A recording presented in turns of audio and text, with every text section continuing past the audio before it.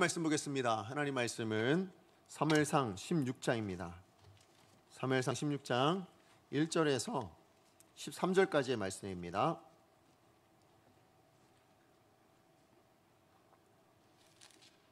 사무엘상 16장 1절에서 13절까지의 말씀, 제가 한 절 읽고 여러분이 한 절 읽고 마지막 13절은 함께 읽습니다. 1절입니다.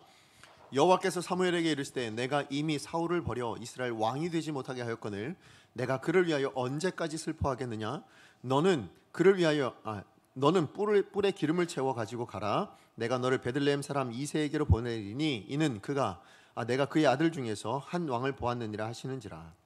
사무엘이 이르되 내가 어찌 갈 수 있으리이까? 사울이 들으면 나를 죽이리이다 하니 여호와께서 이르시되 너는 암송아지를 끌고 가서 말하기를 내가 여호와께 제사를 드리러 왔다 하고 이새를 제사에 청하라. 내가 내게 행할 일을 가르치리니 내가 내게 알게 하는 자에게 나를 위하여 기름을 부을지니라.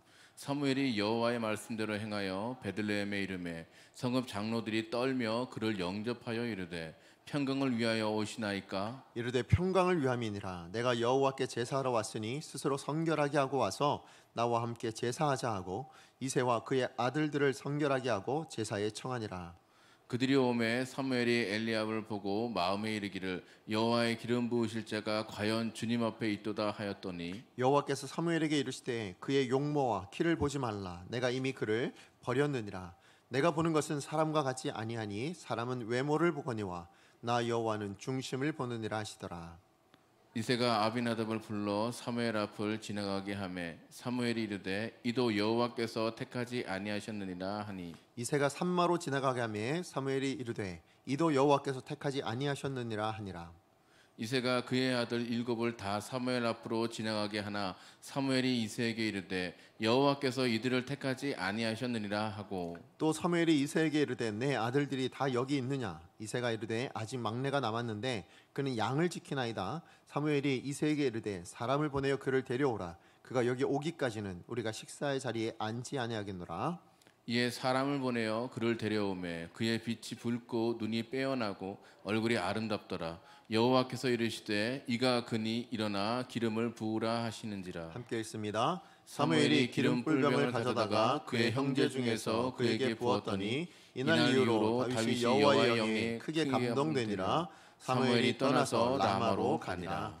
아멘. 우리 주신 말씀을 가지고 하나님의 시선이라는 제목으로 여러분과 말씀 나누기 원합니다. 오늘 본문은 이제 사무엘이 사울에 이어서 두 번째로 이스라엘의 왕에게 기름을 붓는 그 사건이 나옵니다. 누구에게 부었죠? 우리가 다 알지만 다윗에게 부었습니다. 드디어 이스라엘의 역사 전면에요, 이제 다윗이 등장하게 되는 것입니다. 그러면 사실 다윗이란 이 이름이요, 지금 이전에 사무엘상이 오기 이전에 여기에 사무엘상에서 제일 먼저 언급된 건 아닙니다. 이 말씀이 있기 전에도 이미 다윗이라는 이름이 언급된 곳이 있습니다. 여러분, 성경에서 제일 먼저 언급된 곳이 어딘지 아십니까? 어디일까요? 여러분, 바로 사무엘상 한 장 앞에 있는 뭐예요? 룻기서에 나옵니다. 여러분, 룻기서의 내용은 다 아실 거라 생각합니다. 모압 여인이었던 룻이 시어머니죠. 시어머니 나오미를 따라 이스라엘로 오게 됩니다. 그리고 하나님의 인도하심을 따라, 하나님의 은혜에 따라 보아스라는 사람을 만나게 되어지고, 그래서 자녀를 낳은 이야기, 거기까지가 룻기의 전체적인 스토리입니다. 자, 그런데 이 룻기의 마지막이 어떻게 끝나면요, 이 룻기의 마지막이 족보로 끝납니다. 자, 우리 룻기 4장 21절에서 22절까지의 말씀 우리 같이 한번 읽어보도록 하겠습니다. 시작. 살몬은 보아스를 낳았고 보아스는 오벳을 낳았고 오벳은 이새를 낳고 이새는 다윗을 낳았더라. 아멘. 여러분, 룻기는요 4장 22절로 끝나요. 이걸로 마무리가 되어집니다. 그런데 그 마무리가 무엇으로 끝납니까?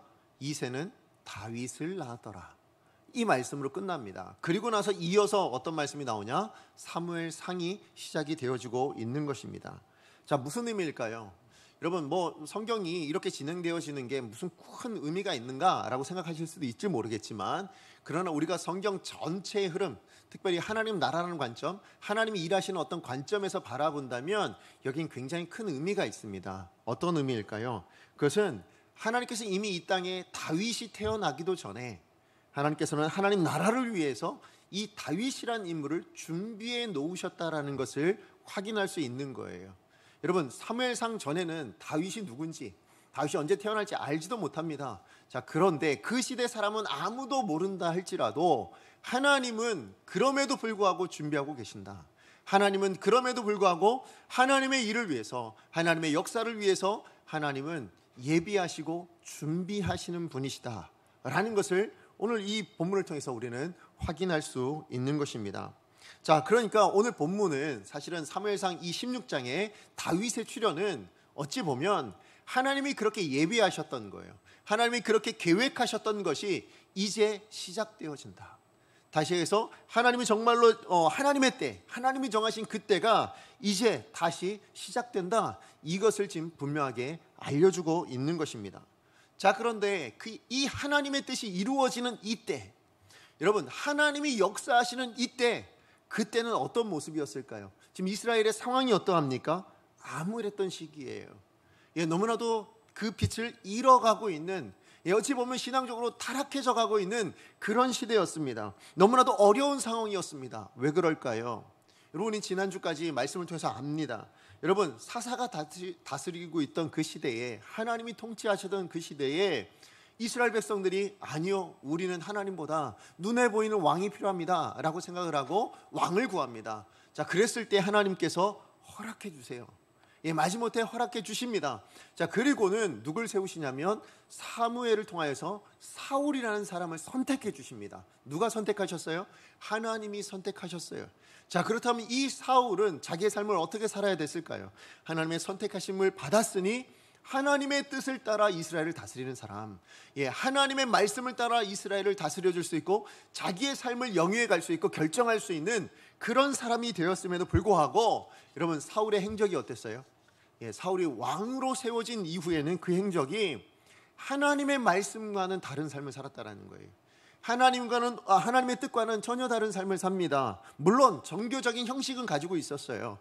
제사도 드리려고 했고요. 뿐만 아니라 금식이나 여러 가지 것들을 원했습니다. 하지만 중요한 건 뭐예요? 그 안에 가장 중요한 부분이요. 그 안에 가장 우리가 명심해야 될 게 뭡니까? 하나님의 뜻이요. 그 모든 것 안에 하나님의 뜻이 담겨져 있어야 되는데 그것은 버렸다라는 거예요. 그리고 뭘로 삽니까? 자기의 뜻이요. 또 때로는 백성들의 뜻을 따라 살아내고 있었다. 이게 사울의 모습이었다라는 거예요. 이게 이스라엘 사람들의 모습이었다라는 것입니다. 이런 사울을 바라보시고 하나님께서 뭐라고 해요? 왕으로 세우신 것을 후회하셨다라고 얘기합니다. 여러분, 후회했다는 말이 뭐라고요? 정말로 후회하셨다는 것이 아니라 아프셨다라는 거예요. 마음이 너무나도 슬프셨다라는 거예요. 그래서 가슴 아파서 후회하셨다라는 표현을 하십니다. 하지만 그래서 하나님이 슬픈 마음에 좌절하고 포기하고 낭망하시는 분이실까요? 그렇지 않죠. 그렇게만 하고 계시는 분이 아니에요. 오히려 하나님은요, 하나님의 나라를 위해서, 하나님의 영광을 위해서, 이스라엘을 위하여 다음 스텝이요, 다음 계획을 준비하시고 그것을 실천해 나가시는, 실행해 나가시는 하나님이시라는 것입니다. 하지만 여러분, 오늘 하나님의 사람 사무엘은요, 바로 그 하나님의 마음을 제대로 헤아리지 못해요. 하나님의 그 계획하심을 제대로 따라가지 못하는 모습을 보여주고 있습니다. 자, 오늘 본문 1절 말씀인데요, 우리 같이 한번 읽어볼까요? 시작. 여호와께서 사무엘에게 이르시되 내가 이미 사울을 버려 이스라엘 왕이 되지 못하게 하였거늘 내가 그를 위하여 언제까지 슬퍼하겠느냐. 너는 뿔에 기름을 채워 가지고 가라. 내가 너를 베들레헴 사람 이새에게로 보내리니 이는 내가 그의 아들 중에서 한 왕을 보았느니라 하시는지라. 아멘. 오늘 말씀해 보니까 사무엘이 뭐 하고 있었다고요? 슬퍼하고 있었다고 얘기합니다. 무엇 때문에 슬퍼했습니까? 사울 때문에 슬픈 거예요. 사울 때문에 무너져가는 이스라엘 백성들을 바라보며 슬펐습니다. 이스라엘이라는 그 조국, 나의 조국 이스라엘을 바라보니 너무너무 가슴이 아팠어요. 그래서 슬퍼하고 있었다라고 이야기를 하고 있습니다. 자, 그런데 여러분, 사무엘은 지금 눈앞에 보이는 그 현실이죠. 그죠? 눈앞에 지금 드러난 자기가 겪고 있는 그 현실, 사울, 이스라엘, 그것을 바라보며 슬퍼하고 있는데요. 여러분, 하나님의 시선은 어딜 향하고 있습니까? 오늘 말씀해 보니까 하나님의 시선은 어딜 향하고 있어요? 이스라엘의 미래를 향하고 있다는 거예요. 지금 당면한 현재 이 상황만 바라보시는 것이 아니라 하나님의 시선은 거기를 뛰어넘어 이스라엘의 미래를 바라보시며 준비하시는 분입니다. 누구요? 사울을 대신할 다윗, 그 다음 왕을 준비하신다라는 것입니다.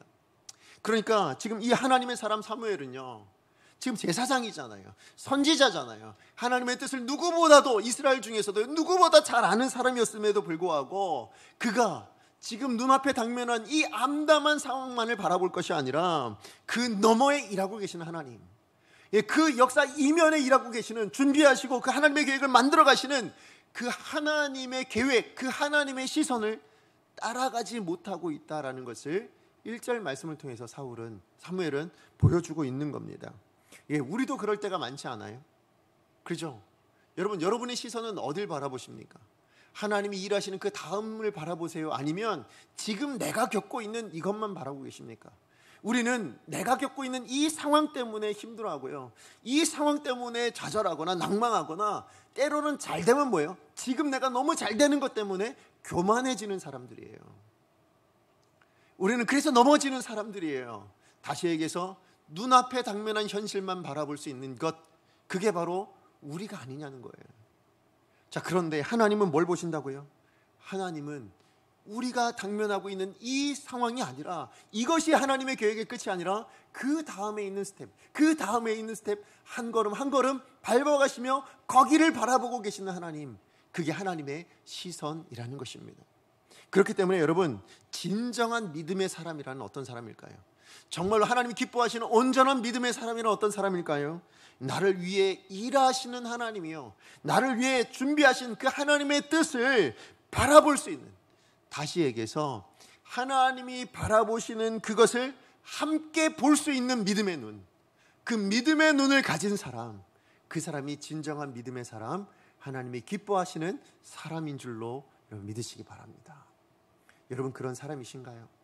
여러분의 눈은 그렇게 하나님의 시선과 함께하고 있습니까? 여러분의 마음은 하나님의 마음과 함께하고 계신가요? 아무튼 오늘 1절 말씀에 보니까요, 하나님의 말씀이 뭐라고 나옵니까? 내가 한 왕을 보았느니라 라고 사무엘에게 말씀해주고 있습니다. 한 왕을 보았느니라. 여러분, 여기서요, 보다라는 이 단어가 사실은 사무엘상 16장 전체를 관통하는 주제라고 얘기해도 과언이 아닙니다. 그러니까 16장 전체를 이 보다라는 관점을 가지고 한번 살펴보시면 굉장히 많은 은혜를 받을 수가 있어요. 왜 그러냐? 지금 당장에도 말씀드렸잖아요. 사무엘은 뭘 보고 있었다고요? 그가 바라보는 것은 눈에 당면한, 눈앞에 펼쳐져 있는 그 상황만을 바라보고, 그 앞에 있는 사람만을 바라보고 그러고 살아가고 있었어요. 자, 그런데 하나님은 뭐라고요? 그 상황 너머에 있는, 그 상황을 뛰어넘게 하시는 하나님의 계획, 하나님의 역사, 하나님의 일하심, 그것을 바라보고 있었어요. 다시 얘기해서 암울한 이 이스라엘을 위한 하나님의 대안을 바라보고 계셨다라는 거예요. 거기에 하나님의 시선이 가 있었다라는 것입니다. 여러분, 그렇다면 이 하나님의 대안이라는 게 뭡니까? 여러분, 하나님이 이 암울한 이스라엘을 위해서 준비하신 하나님의 대안이 뭐라고요? 아까 제가 말씀드렸듯이 이미 룻기에서부터, 사무엘상이 시작하기 전, 그 오래 전부터 준비하셨던 하나님의 사람 다윗이 바로 하나님의 대안이었답니다. 여러분, 아니 어떻게 이 나라, 큰 민족, 하나님의 역사를 어떻게 한 사람이 대안이 될 수 있습니까? 고작 한 사람을 가지고 어떻게 하나님의 대안이라고 말할 수 있습니까? 라고 하실지 모르겠지만, 그러나 여러분, 성경 말씀을 많이 읽어보신 분들은 이미 다 알고 계실 거예요. 이게 진짜 하나님이 일하시는 방법이라는 것을. 여러분, 성경 한번 살펴보세요. 여러분, 모든 사람이 범죄하여 하나님이 심판을 내리셨죠. 뭐요? 홍수를 내리셨을 때 하나님이 준비하신 사람이 있었어요. 누굽니까? 노아예요. 하나님 노아 한 사람을 세우셨어요. 뿐만 아니라 이스라엘 백성들이 애굽에서 노예로 신음하고 고통받고, 그래서 하나님 앞에 부르짖고 있을 때에 하나님 누굴 준비하셨어요? 모세라는 한 사람을 준비해 놓으셨어요. 뿐만 아니라 이스라엘 백성들이요, 신앙생활하다가 모두가 다 하나님을 배반하고 우상 바알 앞에 무릎 꿇고 그를 숭배하고 있을 때, 우상 숭배하고 있을 때에 하나님 누굴 세우십니까? 그들에게 꿀치 않은 엘리야라는 한 선지자를 준비해 놓으셨어요. 여러분, 구약만 그런 게 아니에요. 신약을 보세요. 신약이 어떻습니까? 이 복음을 이방에 있는 모든 열방을 향해서 증거하시기 위해서, 이방에 있는 모든 민족들에게 이 복음을 증거하게 하시기 위해서 하나님 누굴 세우셨어요? 사도 바울이라는 한 사람을 세워놓으셨다는 거예요. 맞아요. 하나님은요, 하나님의 일을 감당할 때에 많은 사람도 아니에요. 한 사람만 있으면, 하나님의 마음에 합하고요, 하나님의 중심에 보시기에 하나님이 선택하신 그 한 사람만 있으면 하나님은 이 땅의 모든 것들을 바꿔 나가실 수 있다고, 하나님의 역사를 만들어 가실 수 있다고 지금 그렇게 말씀하고 있는 것입니다. 그리고 오늘 본문에서도 맞죠. 이스라엘이라는 이 암담한 상황을 변화시키기 위해서, 이 이스라엘을 하나님의 나라로 만들어 가시기 위해서 누구를 준비하셨습니까? 다윗을 준비해 놓고 계신다라는 거예요. 한 사람 다윗입니다. 우리 사무엘서 16장 3절 말씀 같이 한번 읽어봅니다. 시작. 이새를 제사에 청하라. 내가 내게 행할 일을 가르치리니 내가 내게 알게 하는 자에게 나를 위하여 기름을 부을지니라. 네, 지금 하나님은 하나님이 찾으시는 그 한 사람을 찾으시는데 뭐라고 얘기하시냐면 내가 내게 알게 하는 자예요. 지금 사무엘에게 뭐라고 얘기하십니까? 내가 내게 알게 하는 자, 그에게 기름을 부어라, 이렇게 지금 이야기를 하죠. 자, 그런데 내가 내게 알게 하는 자, 이게 누구예요? 우리는 알죠. 누굽니까? 다윗이잖아요. 그죠? 왜 모르는 척 이렇게 저를 그렇게 보시면 안 됩니다. 다 알고 있잖아요. 우리는 다윗입니다. 다윗이에요. 자, 그런데 여러분, 이 다윗을 왕으로 세우시는데, 기름 붓게 하시는데요, 여러분 보세요. 이스라엘을 위해서 세우신 것 같지만 오늘 말씀에는 뭐라고 얘기하냐면 이스라엘을 위해서가 아니래요. 뭐라고 얘기하시냐? 누구를 위해서 세운다고 얘기하십니까? 누구를 위해서요? 나를 위하여 기름 부을 자를 세우신다고 얘기하십니다. 예, 맞아요. 누구를 위해서라고요? 나를 위해서입니다. 다윗은 누구를 위해서 존재한다고요? 하나님을 위해서 존재하는 거예요. 예, 지금 이스라엘 백성들을 위해서도 아니에요. 물론 이스라엘 백성들을 위해서 하나님의 역사를 만들어 가시기 위해서도 있지만, 그러나 중요한 건 뭡니까? 다윗의 존재 이유, 다윗의 존재의 목적은 뭡니까? 하나님입니다. 하나님을 위하여 존재하는 거예요. 그렇다면 오늘 저와 여러분의 존재 이유는 뭘까요? 여러분은 무엇을 위해서 존재하십니까? 여러분은 어떤 목적을 가지고 여러분 이 땅을 살아가십니까? 여러분 오늘 어떤 목적을 가지고 이 예배 자리에 나오셨습니까? 여러분 혹시 계획, 여러분의 생각, 여러분의 판단, 내가 원하는 비전, 여러분 그것만을 생각하고 살아가시는 거 아니에요? 그러나 여러분, 하나님 오늘도 말씀하십니다. 나라는 존재는 누굴 위해서요? 모르는 척도 얘기하십니다. 누굴 위해서라고요? 하나님을 위해서. 하나님을 위하여 존재하는 것, 그게 바로 우리다, 나다 라고 하나님께서 말씀해 주고 있는 것입니다. 예, 맞아요. 전 바라기는 우리 강석교회 모든 성도님들이요, 하나님을 위하여 존재하시는 다윗과 같은 존재가 되어지기를 간절히 축복합니다. 다윗처럼 하나님께 쓰임받을 수 있는 인생이 되어지시기를 간절히 축복해요. 아니, 여러분 되어질 수 있어요. 정말로 하나님은 여러분을 통하여서 한 사람이면 된다니까요. 여러분, 한 사람이면 돼요. 하나님의 마음에 합한 그 한 사람이면 하나님의 역사를 만들어내실 수 있어요. 그러므로 오늘 이 자리에 있는 내가 될까? 하나님 나를 쓰신다고? 아니요, 쓰시겠다고. 하나님이 쓰시겠다는 뭐예요? 쓰시는 거예요. 그러므로 저는 이 자리에 있는 우리 모두가 하나님 앞에 쓰임받는 다윗과 같은 인생 되어지기를 간절히 축복합니다. 자, 그렇다면 우리가 하나님 앞에 쓰임받는 다윗 같은 인생이 되려면요, 예, 그러면 우리가 기억해야 될 게 있어요. 뭐냐면 하나님은 다윗의 뭘 받길래 다윗을 쓰셨을까요? 그죠? 하나님은 다윗의 어떤 모습을 보고, 예, 다윗의 무엇을 보고 이 사람을 내가 쓰겠다라고 생각을 하셨을까요? 왜 다른 사람이 아니고 다윗이라는 이 사람을 세워서, 형들이 있었잖아요. 7명의 형들이 있었음에도 불구하고 그들이 아니라 다윗이라는 이 아들을 선택하셔서 하나님 쓰시는가? 하나님 뭘 보셨는가예요. 우리가 이것을 기억한다면, 우리가 다윗의 그것을 바라보시는 하나님의 그 시선을 우리가 나에게도 똑같이 바라보신다라는 것을 기억한다면, 우리도 반드시 하나님의 때에 하나님이 쓰시는 인생 되게 될 줄로 믿습니다. 아직 여러분 스스로가 나는 하나님의 쓰임받는 인생 아닌 것 같은데, 그럼 무슨 의미냐면 하나님이 안 쓰시는 게 아니고 뭐예요? 하나님이 쓰실 때가 아직 안 됐다예요. 하나님의 때가 아직 안 됐구나라고 생각하시면 돼요. 여러분, 반드시 하나님이 쓰시는 사람 될 줄로 믿습니다. 그럼 어떻게 하면 될까요? 우리가 다윗을 바라보신 하나님의 시선, 그게 어디에 있었는가를 우리가 기억하면 될 것 같아요. 우리도 그것을 기억하고 살아가면 되는 거예요. 두 가지입니다. 오늘 말씀을 통해서 우리가 생각해야 될 두 가지. 자, 첫 번째는 뭘까요? 하나님의 시선은 다윗이 어디에 향해 있었을까요? 너무 당연하잖아요. 우리 너무 잘 아는 거 아니에요? 뭡니까? 중심이죠. 예, 맞아요. 하나님은요, 다윗의 중심에, 예, 우리 사람의 중심에 시선을 두고 계신다라고 말씀하고 있습니다. 예, 사무엘은요, 지금 하나님의 말씀을 따라 뭐예요? 자, 저 베들레헴에 가면 저 보잘것없는 동네이긴 하지만, 너무 작은 동네이긴 하지만, 그러나 그 동네에 가면 이새라는 사람이 있다. 그에게 아들이 있는데 그 중에 하나를 내가 왕을 세울 거다. 가라 라고 얘기합니다. 그리고 가죠. 갔더니 누굴 청합니까? 제사의 장소에 모여서 그 베들레헴의 장로들을 청합니다. 뿐만 아니라 자, 이새를 청하고 그 아들들까지 같이 와서 제사를 드릴 수 있도록 그렇게 요청을 합니다. 자, 그런데 그렇게 해서 이제 오는데요. 자, 이 이새가 아들들을 데리고 오는 걸 보는데 이 사무엘의 눈에 누가 띄었습니까? 누가 띄었어요? 엘리압이 띄운 거예요. 제일 첫 번째 장자인 엘리압이 눈에 딱 들어온 거예요. 자, 엘리압을 바라보자마자 이 사무엘이 뭐라고 생각했습니까? 과연 하나님이 이 이새 아들들 중에 왕을 세운다고 했는데, 기름 부으신다고 했는데 이 엘리압이야말로 바로 그 사람이구나 라고 생각을 했어요. 이 엘리압이야말로 바로 이 하나님이 기름 부음 받을 만한 바로 이 사람이구나, 이 사람이야말로 적합한 사람이야 라고 생각을 했다라는 거예요. 왜 그랬을까요? 무엇 때문에 그랬을까요? 여러분, 이후에 나오는 말씀을 하나님의 이제 질책이나 이걸 보면 아시겠지만 무엇 때문이에요? 누구요? 엘리압이 가지고 있던 외모 때문이에요. 엘리압이 가지고 있던 능력 때문이에요. 용모 때문이에요. 키 때문이에요. 이게 무슨 얘기입니까?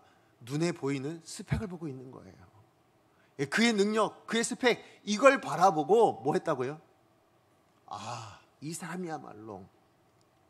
왜냐하면 이 엘리압이 이 사무엘이 볼 때요, 이 엘리압이 진짜 사울을 사울을 능가할 만한 왕의 자질이 있는 것처럼 느껴진 거예요. 그러니까 이 사람에게 왕을 세워야지, 이 사람에게 기름 부어야지, 이렇게 생각을 한 거죠. 자, 그런데 여러분, 그의 생각이 옳은 생각이었을까요? 아니죠. 사무엘이 엄청난 지금 실수를 하고 있는 거예요. 왜냐하면 여러분, 앞서 읽었던 3절 말씀에 보시면 하나님께서 뭐라고 말씀하셨다고요? 내가 내게 알게 하는 자예요. 그러니까 네가 판단해서 왕으로 세울 만한 사람에게 기름 부어라가 아니죠. 뭐라고요? 내가 너한테 알게 하는 자, 다시 얘기해서 내 뜻에 맞는 사람, 내가 정해놓은 그 사람에게 기름을 부어야 돼. 그러면 뭐라고 했어야 돼요? 그 아들들을 볼 때 하나님이 정하신 사람이 누구입니까? 물었어야죠. 그렇죠? 묻지 않아요. 그리고 뭐라고 생각해요? 지금 눈에 보이는 대로 이 엘리압이 하나님이 정하신 사람인가 봐 라고 판단했다라는 거예요. 다시 얘기해서 여러분, 사무엘상 시작되기 전 사사기 시대의 모습이 뭐였습니까? 평가가 자기 소견에 옳은 대로, 지금 이 사무엘도 여전히 그렇게 판단하고 있는 거예요. 내 소견에 옳은 대로, 눈에 보이는 대로 판단하는 것에 전혀 자유롭지 못하는 그런 모습을 가지고 있었다라는 겁니다. 자, 이런 사무엘의 생각을 누가 하셨어요? 하나님이 하신 거예요. 그래서 뭐라고 얘기합니까? 7절 말씀이, 우리가 너무나도 유명한 말씀입니다. 7절 말씀 함께 읽습니다. 시작.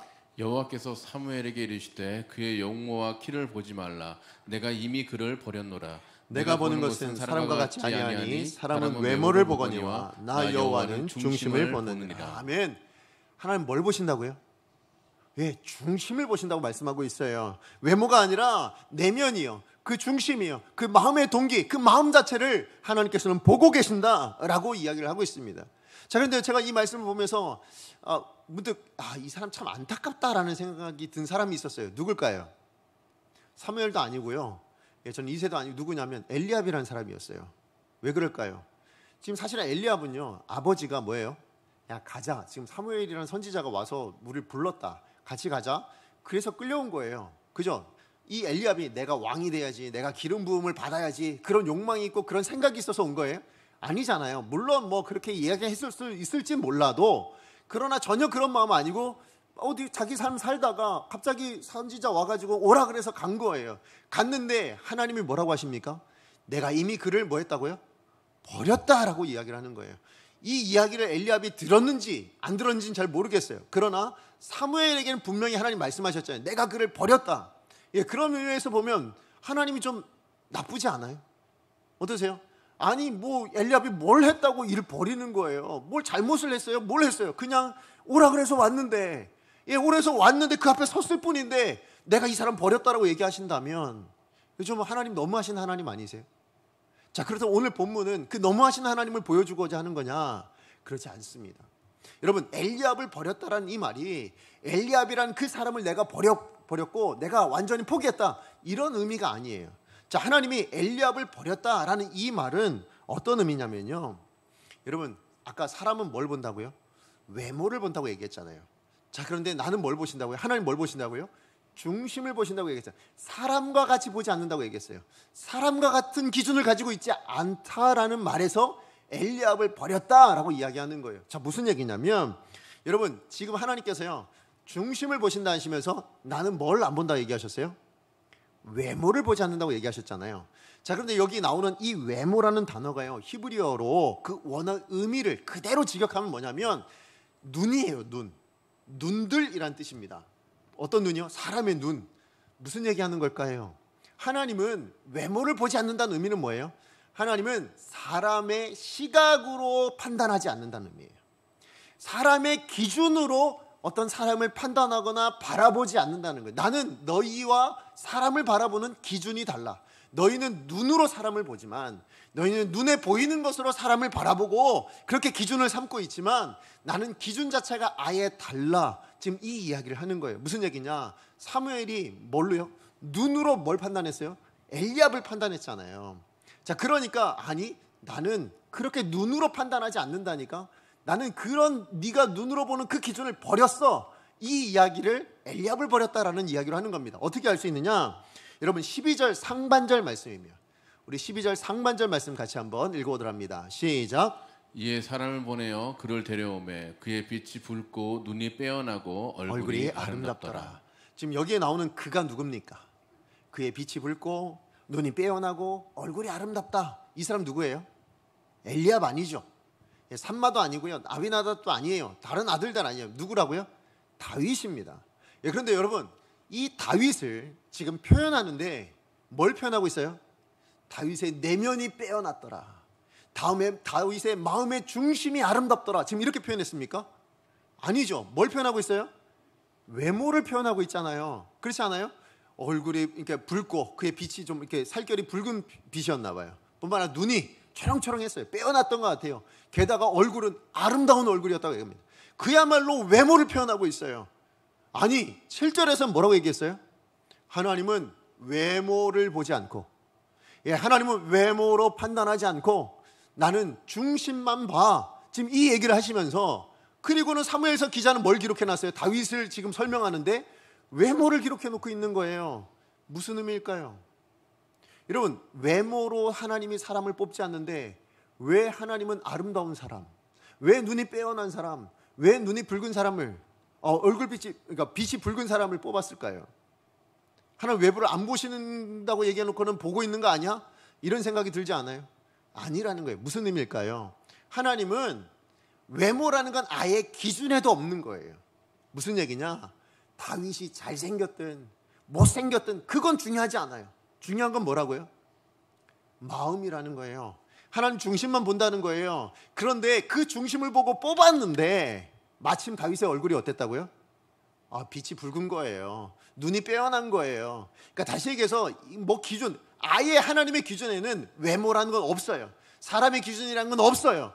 그냥 하나님의 기준에는 중심인데 그 중심을 보고 뽑았는 그 사람이 이 귀환이 이렇게 생겼다. 지금 이렇게 이야기를 하는 것입니다. 맞아요. 여러분, 사무엘도요, 사실은 그의 기준, 그의 시선은 외모를 보고 스펙을 보고 능력을 보고 있지만 하나님은 그렇지 않다. 외모가 중요하지 않다. 스펙이 중요하지 않다. 그는 뭘 보고 계세요? 하나님은 중심만 보신다 라는 것을 분명하게 이야기합니다. 여러분, 하나님이 외모가 아니고 우리의 스펙이나 우리의 능력을 보는 게 아니고 하나님 우리의 중심만을 보고 계신다라는 게 여러분 어떤 의미로 다가오세요? 저는 굉장히 위로가 됐어요. 왜냐하면 제가 뭐 내세울 게 없어서 그래요. 제가 무슨 능력이 있어요? 아니면 제가 뭐 특별한 학벌이 있어요? 제가 무슨 뭐 특별한 게 아무것도 없거든요. 그래서 저는 이 말씀이 참 굉장히 위로가 됐어요. 왜냐하면 이 세상이요, 오늘 이 세상의 가치는 어떻게 합니까? 많이 가지고, 더 가지고, 크게 가지고, 그럼 뭐예요? 대단하다, 뛰어나다, 이렇게 판단하잖아요. 그렇지 않습니까? 여러분, 스포츠 스타 뭘로 매겨요? 실력을 돈으로 매깁니다. 그렇지 않아요? 천문학적인 돈을 받는 사람은 실력이 뛰어난 사람, 그래서 우와 대단하다 이렇게 얘기합니다. 그래서 저는 축구 선수 잘 모르지만 손흥민은 압니다. 그러잖아요. 저는 야구 선수 잘 모르지만 유현진은 알아요. 왜요? 저도 그 사람이 잘한다라고 생각이 되어지거든요. 어떻게 알아요? 뉴스에서 끊임없이 천문학적으로 얼마를 받고 뭘 어떻게 하고, 근데 실제로 또 잘해요. 그렇죠? 그러니까 제가 그 사람을, 근데 다른 사람 제가 잘 몰라요. 야구 선수 이름 정말 하나도 몰라요. 축구 선수요? 저 정말 잘 몰라요. 우리 아들은 정말 잘 알거든요. 근데 우리 아들이 축구를 뭐라고 얘기하면 저 못 알아들어요. 걔가 어딘데, 무슨 선수인데, 어느 나라 사람인데, 이런 걸 잘 몰라요. 그런데 우리는 뭐예요? 그렇게 뛰어나고 잘하고 그런 사람들을 선호해요. 좋아합니다. 뿐만 아니라 이왕이면 뭐예요? 같이 일을 하게 된다면, 같이 그 곁에 두게 된다면, 이왕이면 학벌이 좋고, 이왕이면 능력이 좋고, 이왕이면 잘생기고, 이러면 좋은 거 아니에요? 이런 생각들이 우리 안에 은연중에 있다라는 것입니다. 자, 그런데 이게요, 세상 사람들만의 가치관이냐? 그렇지 않더라는 거예요. 우리 교회 안에도 은연중에 이런 것들이 공공연하게 통용되고 있잖아요. 여러분, 우리 뭐 직분자를 뽑을 때라든지, 아니면 사역자를 뽑는다든지, 뭐 아니면 뭐예요? 심지어는 정말 정직하게 한번 생각해 보죠. 여러분이 가까이 하고 싶은 교우는 어떤 상도예요? 여러분, 내가 좀 친하게 지내고 싶고 내가 정말 좀 가까이 하고 싶은 교우, 아니면 여러분 자녀들에게 가까이 지내라고 하는 친구들, 어떤 친구들이에요? 문제아들과 같이 하고 싶으세요? 도와주지 않으면 아무것도 할 수 없는 그런 친구들을 가까이 두라고 그렇게 얘기하고 싶나요? 그렇지 않죠. 우리들도 그렇지 않아요? 우리 교회 안에서도요, 내게 도움이 되는 사람. 그래서 여러분, 인맥이라는 말이요, 여러분, 인맥이라는 말이 뭐예요? 어떨 때 쓰는 걸까요? 여러분, 사람을 많이 안다라는 게 인맥이라고 잘 표현하지 않아요. 솔직히 얘기하면 뭐예요? 내게 도움을 줄 수 있는 사람이 얼만큼 되느냐, 내게 어떤 능력을 좀 도와줄 수 있는 사람이 얼만큼 되느냐, 이걸 가지고 인맥이 있어, 인맥이 많아, 이렇게 표현하잖아요. 그렇지 않습니까?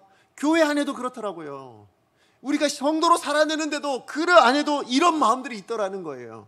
맞아요. 우리 눈에도 솔직히 얘기하면, 우리 정직하게 우리 내면을 바라보면 우리의 시각도, 우리의 판단의 기준도 뭡니까? 눈에 보이는 거예요. 그냥 바로 보이는 그것만을 가지고 사람을 판단하거나 사람을 생각하고 있다라는 것입니다.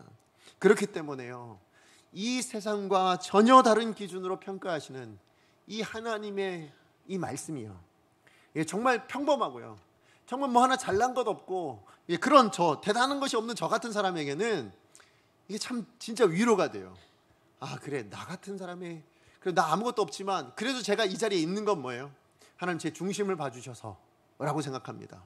제가 무슨 능력이 있어서도 아니고요, 그래도 제 중심을 보셔서 저를 불쌍히 여기셔서, 그래서 제가 이 자리에 있는 거라고 저는 생각해요. 그런데 또 한편으로 제가 이 말씀을 생각할 때요, 이게 위로도 되지만 한편으로 되게 두려웠어요. 왜 두려웠냐면, 여러분, 제가 그래도 목사잖아요, 그죠? 그래서 여러분 앞에 이렇게 말씀을 전합니다, 그렇죠? 그리고 제가 여러분을 섬기기 위해서 이렇게 신방도 하고 뭐 여러 가지 일들을 해요. 또 교회를 섬기기 위해서 여러 가지 사역들을 합니다. 자, 그러면 하나님이 기뻐하시는 걸까요? 어떻게 생각하십니까? 제가 여러분 앞에 지금 설교하고 있는 이 순간 하나님이 와 기쁘다 이렇게 얘기하실까요? 다시 얘기해서, 지금 예배해드리고 있는 여러분 지금 자신을 바라보시면서 하나님이 기쁘다 지금 이렇게 말씀하실까요? 어떻게 생각하세요? 아니라는 거예요. 무슨 얘기냐? 말씀을 전할 때 너는 어떤 마음을 가지고, 너의 내면은 어떤 모습을 가지고 이 말씀을 전하고 있느냐. 예배를 드리고 있는 우리가 예배를 드리러 이 자리에 앉아있지만, 예배 드리러 앉아있는 너의 마음 가운데 너의 중심은 무엇을 향해 있느냐? 혹시 다른 거 생각하고 있지 않니? 하나님을 생각해야 되는데, 하나님의 은혜를 기대하고 사모하고 있어야 되는데, 그것이 아니라 다른 것을 생각하고 문제를 생각하고 왜 시간이 이렇게 안 가지, 이런 생각하고 있다면 하나님 기뻐하시는 모습이겠냐는 거예요. 아니잖아요. 두려운 거예요. 내가 아무리 육체적으로 이 자리에 있다 할지라도 내 마음이 하나님으로부터 멀어져 있다면 하나님은 그것 때문에 마음 아파하시는 거예요. 하나님 우리의 중심을 보고 계신다고 말씀하시니 어찌 두렵지 않을 수가 있겠어요. 그렇죠? 근데 이것을 아는 사람은 어떻게 살까요? 그 중심마저도 하나님의 기쁨이 되기 위해서 살지 않겠습니까? 그죠? 이걸 두려워할 줄 아는 자가 진짜 믿음의 사람으로 살아갈 수 있을 거라 저는 생각이 됩니다. 예, 맞아요. 하나님은 지금도요, 오늘 예배하고 있는 이 순간에도요, 여러분이 찬양하고 여러분이 기도하고 여러분이 말씀 듣고 있는 이 순간에도요, 하나님은 뭘 보고 계십니까? 여러분의 지금 앉아있는 이 자리도 보시겠지만, 우리 강정교회를 내려다보고 계시겠지만, 그러나 하나님의 시선은 우리의 내면이요, 우리의 중심이요, 그것을 향해 있다는 것을 우린 반드시 기억해야 될 줄로 믿습니다. 이걸 기억하는 자가 온전한 예배자가 되는 거예요. 하나님이 기뻐하시는 예배를 드리게 될 줄로 믿습니다. 그러므로 여러분, 육신이 아무리 하나님과 가깝다 할지라도요, 여러분, 육신의 거리가 중요한 게 아니에요. 우리의 몸이 하나님의 이 성전에 와 있다고 하나님 기뻐하시는 게 아니에요. 물론 좋아하실 수 있어요. 기뻐하실 수 있어요. 그러나 여러분의 마음까지도 같이 있을 때 기쁜 거지, 육신은 여기에 있는데 마음은 저 다른 곳에 있다면, 마음은 가정에 있고요, 마음은 직장에 있고요, 마음은 더 다른 어떤 놀이나 플레이하는데 그런 데 가 있다면, 여러분, 그 마음을 하나님, 그 지금 이 예배를 하나님이 기뻐하시겠냐는 거예요. 아닙니다. 그러므로 하나님은요, 우리의 육체적인 거리도 하나님께서 관심을 두시지만, 그거보다 더 깊이 관심 쓰고 계신 건 하나님과 우리 사이의 마음의 거리예요. 하나님과 우리 사이의 영적인 거리에 하나님 더 관심을 가지고 계신다라는 거예요. 여러분, 여러분의 마음은 하나님과 가까우신가요? 여러분, 지금 이 시간에 지금 여러분의 마음은 하나님과 가까워지고 계신가요? 하나님과 함께하고 계십니까? 우리의 중심을 보시는 하나님, 하나님은 저와 여러분의 내면을 보세요.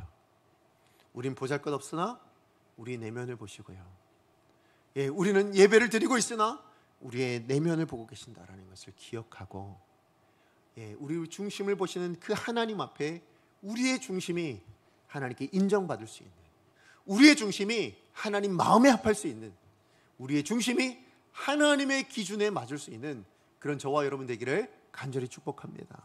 자, 그런가 하면 두 번째예요. 하나님의 시선은 어디를 향해 있을까요? 자, 두 번째는요, 하나님은 다윗의 그 일상의 삶 가운데 시선을 두고 계신다라는 거예요.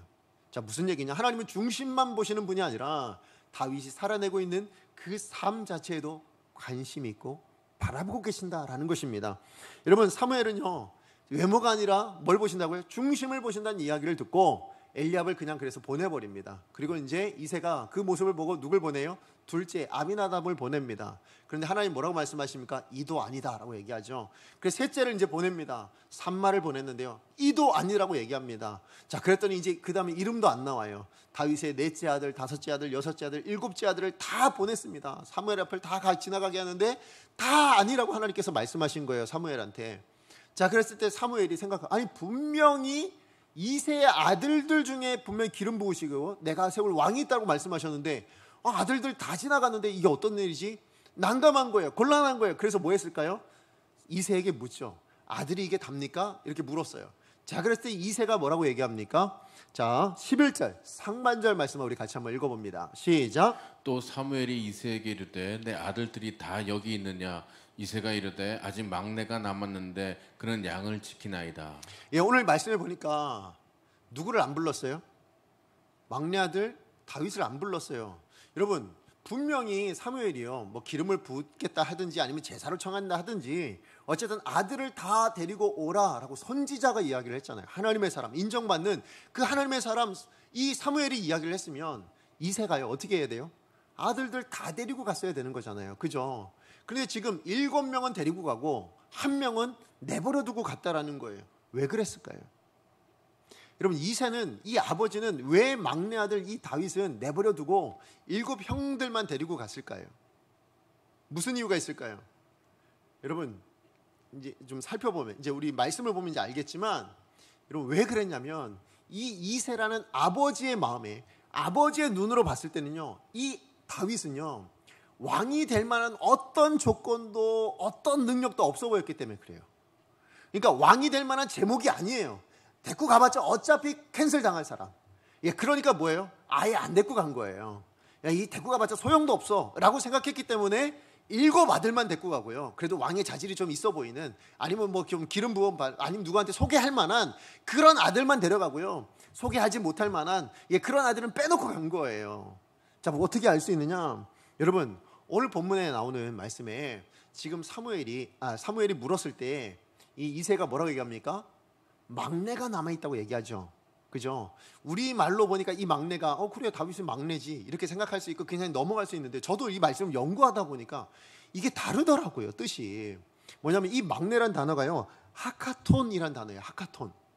무슨 뜻일지 아세요? 이 하카톤, 찌꺼기란 뜻이에요. 지금 자기의 막내 아들을 선지자에게 소개하는데요, 무슨 용어를 썼다고요? 좀 이렇게 너무하니까 우리 조금 바꿉시다. 보잘것없는, 하찮은 아들이 하나 있으면, 이렇게 지금 소개하고 있는 거예요. 에이, 그냥 봐도 소용없는 그런 아들이 하나 있긴 있어요. 지금 이렇게 지금 표현을 하고 있는 거예요. 누구 눈에? 이새의 눈엔 그렇게 보였다라는 거예요. 하카톤 같은 인생 하나 있습니다. 하카톤 같은 아들이 하나 있긴 있어요. 여러분, 앞에 나간 7 형들이랑 비교해서는 말도 안 되는, 정말 보잘것없는 하찮은 그런 아들 하나가 있긴 있는데, 그 아들이 어디 있다고요? 양치고 있어요. 지금 이렇게 이야기를 하고 있는 겁니다. 무슨 얘기예요? 지금 이새가 보기에는 이 아들은 정말 보잘것, 왕의 재물, 아유 무슨 말씀하시는, 아무것도 아니에요. 정말 생각 안 하셔도 돼요. 보지 않으셔도 돼요. 이런 아들로 취급하고 있었다라는 것입니다. 게다가요, 이 아들을 뭘 시켰다고요? 지금 이새가 다윗에게 뭘 시켰어요? 양치기를 시켰잖아요. 그죠? 여러분, 목자 이러면 여러분 어떤 생각이 드세요? 목자, 목동. 우리 목자, 목동 생각하면 시편 23편 여호와는 나의 목자이신, 이거 생각하면서 왠지 좋아 보이고, 그죠? 왠지 직업 괜찮아 보이는, 나도 나중에는 좀 이렇게 나이 들고 그러면 좀 전원 생활하면서 좀 그렇게 되었으면 좋겠는, 이런 생각 혹시 하십니까? 그런데요, 이스라엘 사람들에게 있어서 이 목자는 그리 달가운 직업이 아니었어요. 무슨 얘기냐면, 일단 일이 너무 고돼요. 왜냐하면 양을 돌보는데요, 이 양이 어떤 양이에요? 이게 눈이 별로 안 좋아요. 그리고 이게 코가 좀 발달했거든요. 그러다 보니까 뭐냐면 지금 풀 냄새는 잘 맡아요. 그래서 풀 냄새를 맡고 움직여요. 먹는 걸 찾아 움직여요. 그러다 보니까 이게 앞에 낭떠러지가 있더라도 뭐예요? 풀 냄새 나면 어떻게 해요? 가요. 앞에 적이 있어요. 뭐 다른 이렇게 뭐 사자, 뭐 곰 이런 게 있어요. 그래도 먹을 게 있으면 가요. 그게 양이에요. 그러니까 이 목자가 끊임없이 지켜주지 않으면 뭐예요? 죽을 수밖에 없는, 언제 죽어도 모를. 그러니까 뭐 더군다나 싸울 수 있는 도구가 아무것도 없잖아요. 뭐 날카로운 이빨이 있는 것도 아니고 아무것도 없어요. 그러다 보니까 잡아먹히는 게 이상하지 않은, 그러니까 어느 동물이든 잡아먹으면 금방 잡아먹힐 수 있는 그런 동물이거든요. 그러다 보니까 이 목동이 신경 쓰지 않으면, 내가 돌봐주지 않으면, 끊임없이 관찰하지 않으면 이 양은 돌볼 수가 없어요. 그러니까 너무 고된 거예요. 너무 힘든 거예요. 게다가 여러분, 양이요, 양전에 여러분 유대인들에게 있어서, 이스라엘 백성들에게 있어서 일주일 중에 가장 중요한 날이 하나 있습니다. 뭘까요? 일주일 중에 가장 중요한 날 하나가 있어요. 저는 여러분도 그렇게 중요하게 여겼으면 좋겠습니다. 뭐예요? 안식일이죠. 그죠? 맞아요. 안식일은요, 거룩하게 지켜야 됐어요. 그래서 뭐도 안 해요? 일도 안 해요. 아무것도 안 해요. 움직이면 안 된다고 생각해요. 일하는 건 안 된다고 생각해요. 자, 그런데 여러분, 양이 오늘은 안식일이니까 목자님, 저 안 먹어도 돼요. 저는 그냥 쉬겠습니다. 그냥 편하게 안식일 지키세요. 이럴까요? 아니죠. 끊임없이 먹을 걸 줘야 되잖아요. 끊임없이 지켜야 되는 거예요. 자, 그러니까 사실은 이 목동은요, 안식일조차도 제대로 지킬 수 없는, 달리 얘기해서 이스라엘 사람들이 보기에는 부정한 직업인 거예요. 안식일을 온전히 지키지 못하는, 거룩하게 지키지 못하는 부정한 직업. 자, 그 직업을 누구한테 맡겼다고요? 지금 다윗에게 맡겨놓은, 얼마나 다윗을 하찮게 여기는지 아시겠죠? 다윗을 얼마나 별 볼 일 없는 인생으로 여기는지 아시겠죠? 지금 아버지 이새가 다윗을 향해서 이 정도 지금 생각하고 있다면, 여러분, 형들은 어땠을 것 같으세요? 아니, 그런 다윗을 바라보는 주변 사람들은 어떤 모습으로 봤을까요? 정말 보잘것없는, 그야말로 하카톤, 찌끄레기 같은 그런 인생으로 보지 않았겠냐는 거예요. 중요한 건 뭐예요? 그런데 다윗 스스로는 자기 인생을 어떻게 생각하냐는 거예요.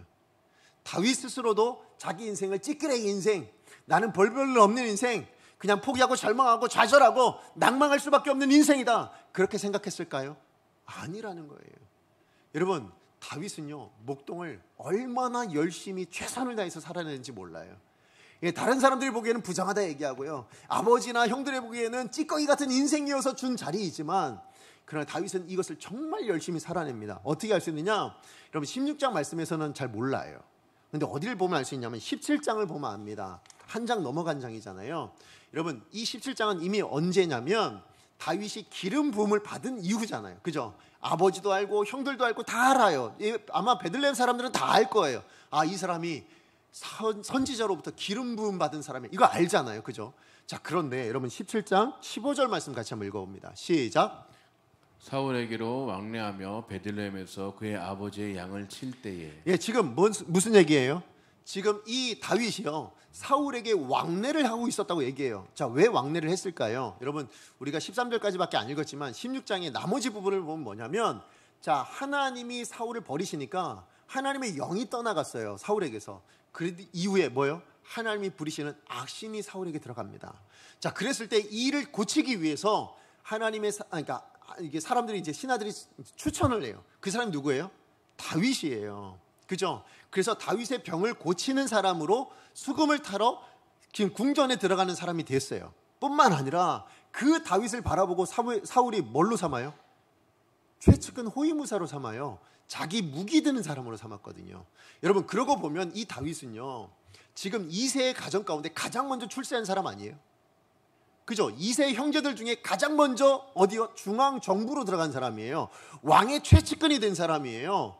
얼마나 대단한, 아마 이런 정도 되었으면 여러분 그동안 서름도 얼마나 많았겠어요. 아버지한테, 저 이제 아버지 제가 이 형들보다 그래도 제가 제일 먼저 잘 나가지 않았습니까? 아버지 이제 인정해 주세요.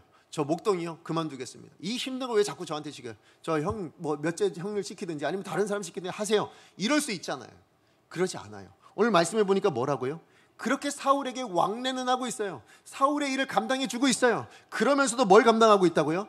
그의 아버지의 양은, 자기에게 맡겨진 일은 끊임없이 최선을 다해 충성되어 일하고 있었다는 거예요. 어느 정도로 충성되어 일했을까요?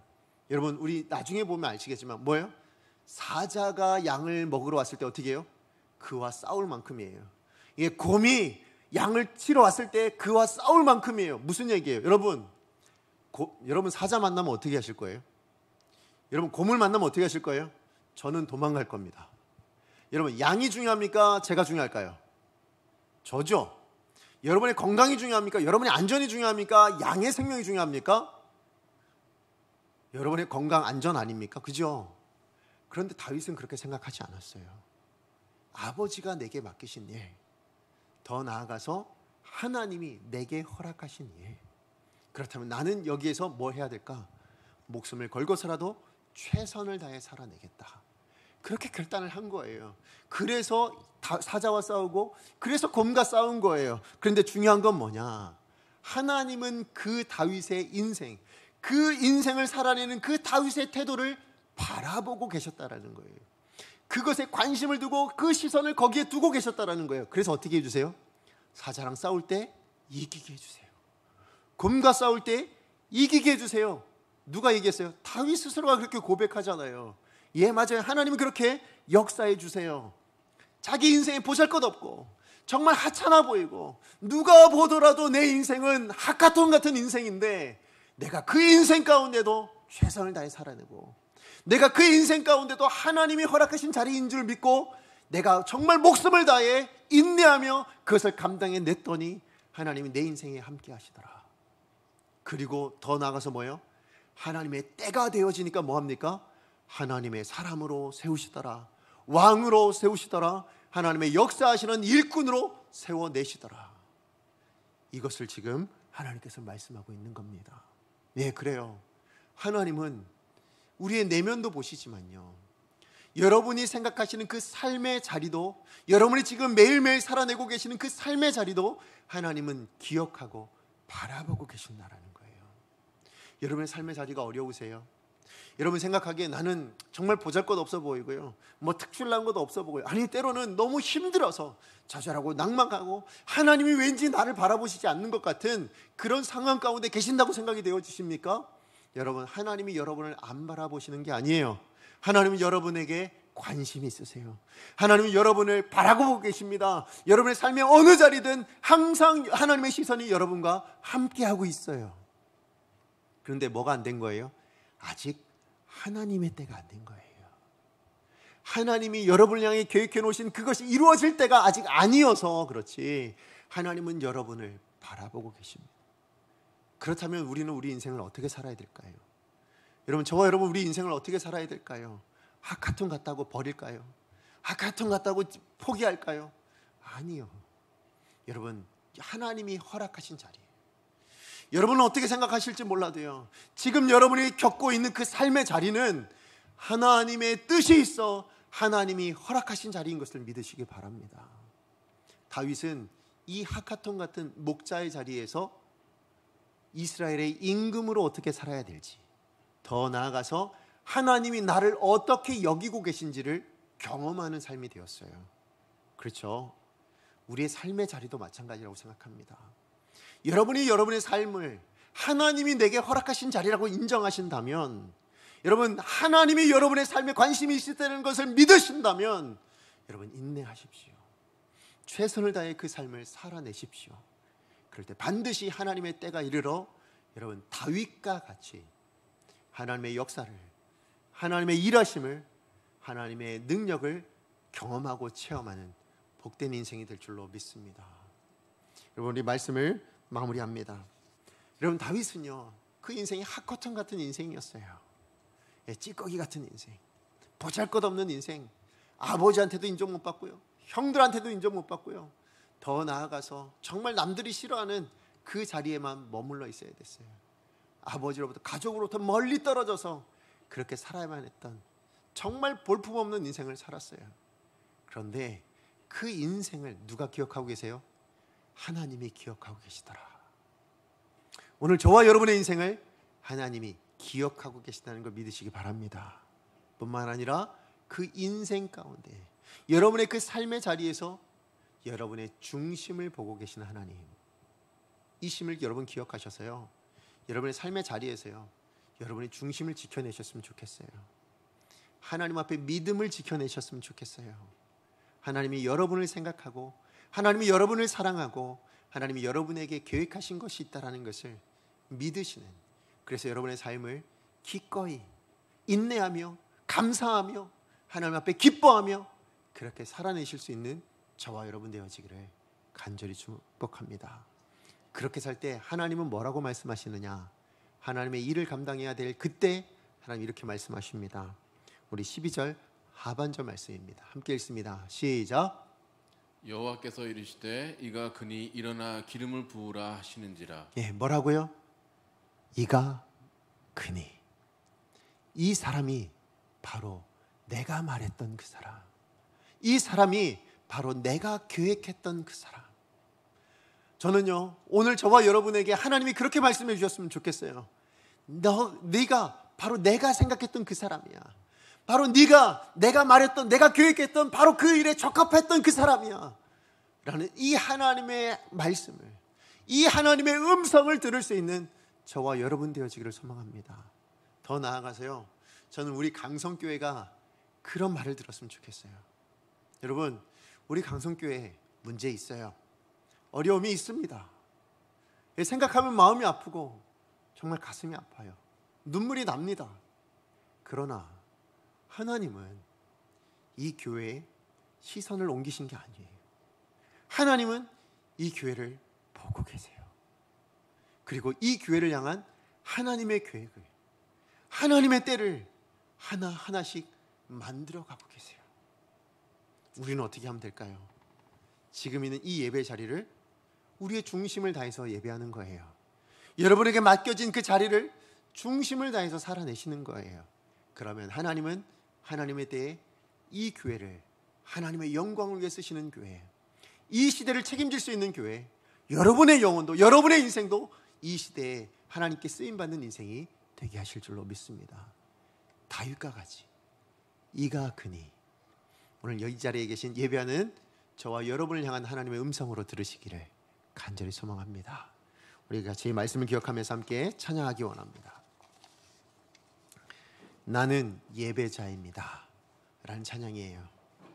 여러분, 우리가 삶의 어느 자리가 되었든 하나님을 향한 중심을 가지고 그 자리에 서 있다면, 그게 이 예배의 자리든 여러분의 삶의 자리가 되었든, 여러분 그 어느 자리가 되었든 우리의 중심이 하나님을 두고 있다면 그 사람은, 저는 다른 말로 예배자라고 부르고 싶어요.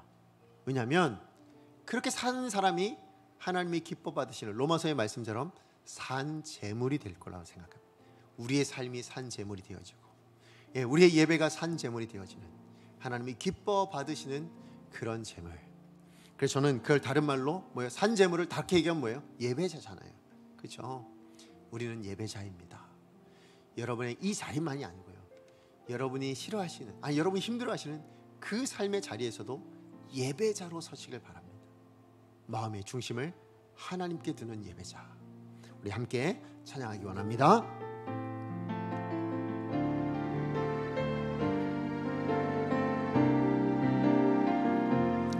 나는 하나님을 예배하는, 나는 하나님을 예배하는 예배자입니다.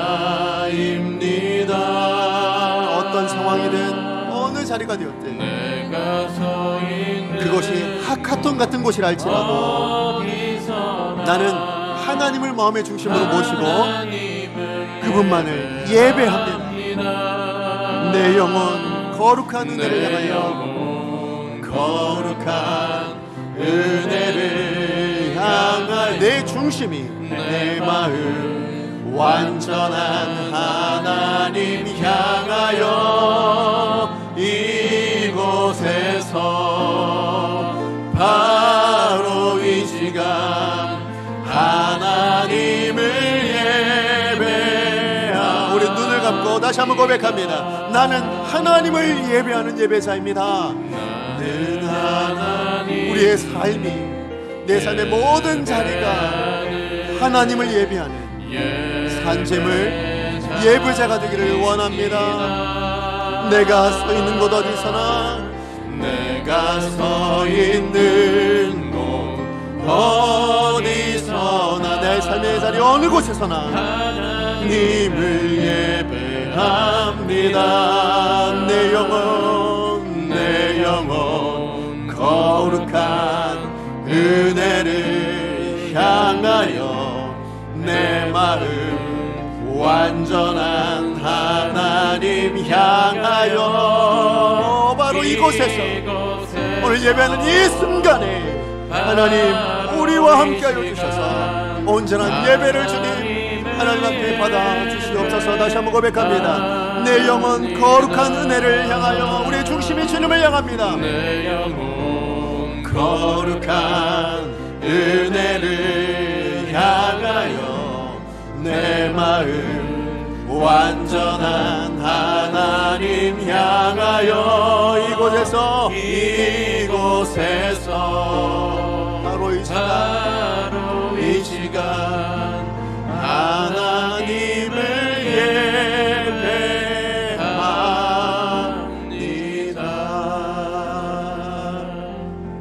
우리 시간 같이 기도하기를 원합니다. 오늘 주신 말씀 기억하면서, 하나님은 지금 이 순간 예배하는 여러분을 바라보고 계십니다.